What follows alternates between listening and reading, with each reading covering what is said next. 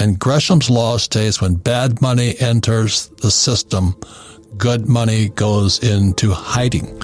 So at 17 years old, I used to caddy, I go and take golf club, carry golf clubs around, and I go to my bank, and I would buy silver dimes and quarters, not nickels, and then I'd look for all the ones with a copper on them, and I'd throw it back in the bag and take it back to the bank.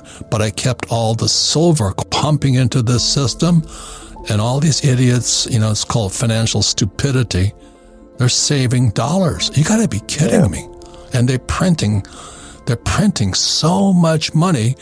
And the beauty of silver, let me say it again, everybody in the world can afford $20, or you can afford a dime. You can go to a coin store and say, I'd like a 1963 dime.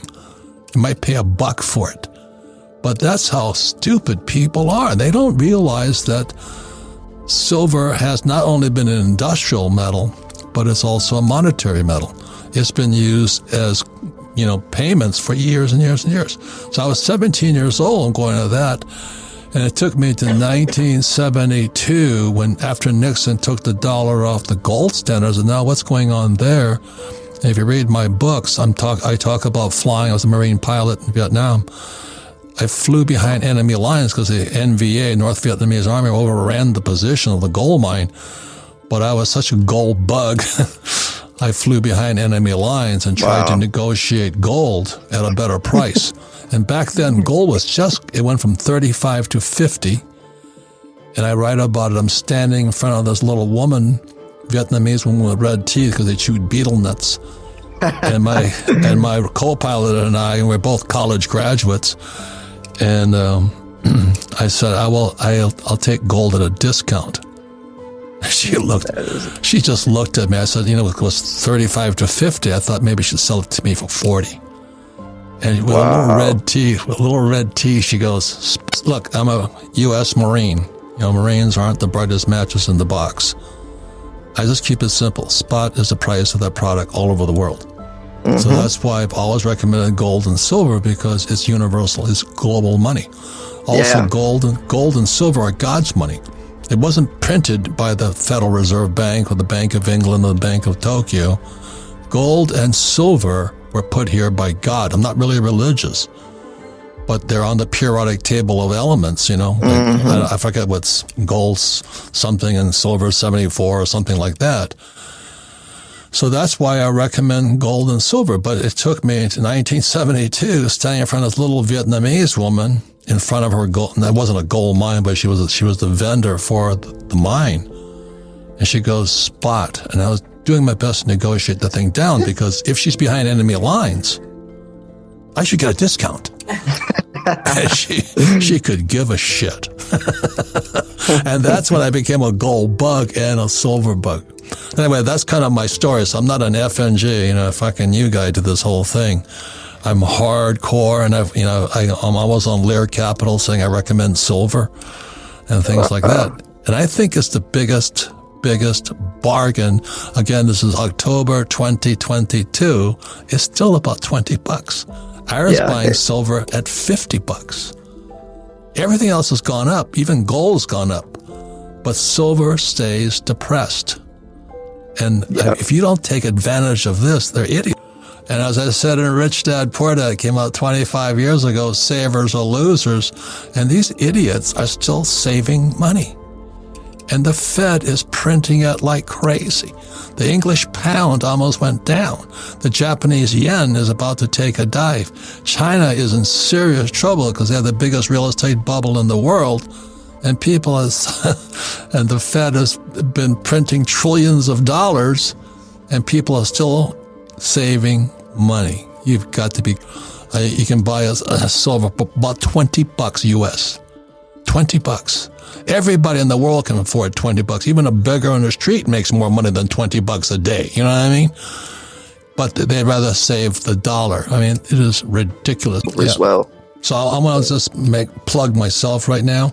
I was 17 years old in 1964, and I realized silver was it. Yeah, it's Gresham's law. Gresham's law is when bad money enters the system, good money goes into hiding, and the Federal Reserve Bank cannot print much more. I don't know if they can print much more. They're going to try to, but everybody who's saving dollars is going to be the biggest loser. And so my prediction is, and predictions are they're just predictions. They don't mean anything. So don't believe a word I say. But I think silver is going to go to 100 to 500 by 2025. That's my guess, and it's wishful thinking and all this. But I also do it the same reason why they pump silver and all that, they dump silver and all this stuff, is to get, let's call it forward guidance. So either people get excited or they dump it here. And the best investment in the world is silver. Today it's about $20 an ounce, approximately, plus premiums and all the other stuff. But I was buying silver 20 years ago, 30 years ago, at $50 an ounce. Think about that. It is still half off. And exactly as Silver Slayer talks about, the demand's going to keep going up.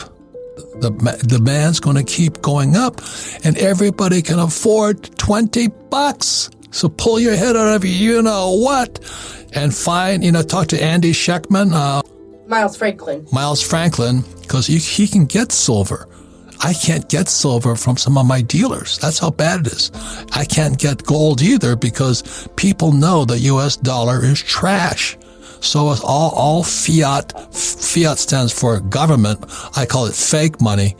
People are waking up to the idea that money is fake. The U.S. dollar is fake. And that started in 1971 when the Nixon took the dollar off the gold standard. But as I said, it actually started in 1964 when I was 17 years old and I saw a silver coin was copper when somebody's screwing me.